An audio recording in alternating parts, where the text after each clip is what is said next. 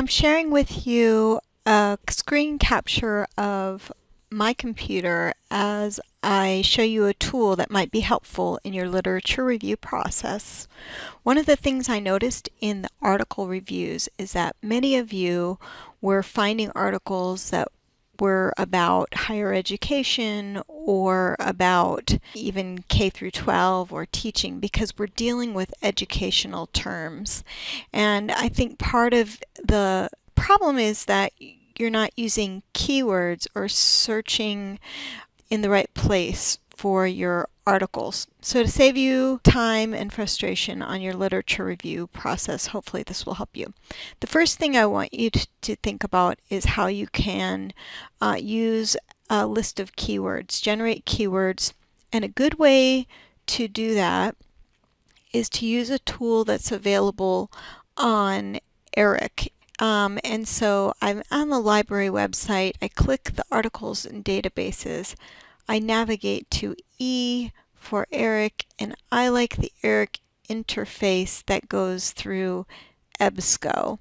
So I'm going to click on that, and you see up here the word thesaurus. I'm going to click on thesaurus. Now don't use this search box, but rather let's start with the thesaurus browser.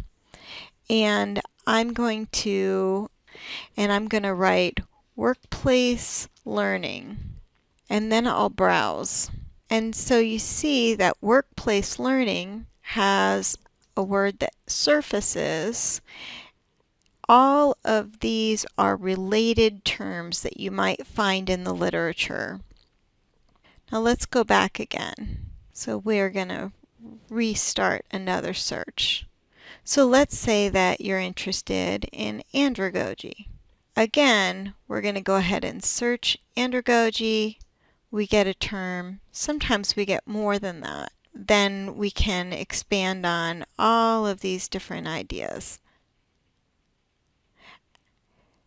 So playing around with a list of keywords is going to help you expand your findings. The other thing that I'd like you to do is, when you're searching, to consider using the advanced box and limiting higher education or college or post-secondary to keep articles out that don't pertain to workplace learning. The next place I want to remind you about is to look in your library guides, which you can link to directly from our Blackboard website. And when you're in the OPWL site, you'll see that we have a list of journals that are specific to our field. If you have not been using these journals for your research, you really, really should. The most cited journals are right here. And so in our field, these are the dominant places where people are publishing. So something that you might want to do is, let's say that you want to go to the International Journal of Training and Development. And let's say that you want to search in this journal. You can do that with the search in this publication piece. Now you see the International Journal of Training and Development has populated the search box. And from there you can go and add additional search fields.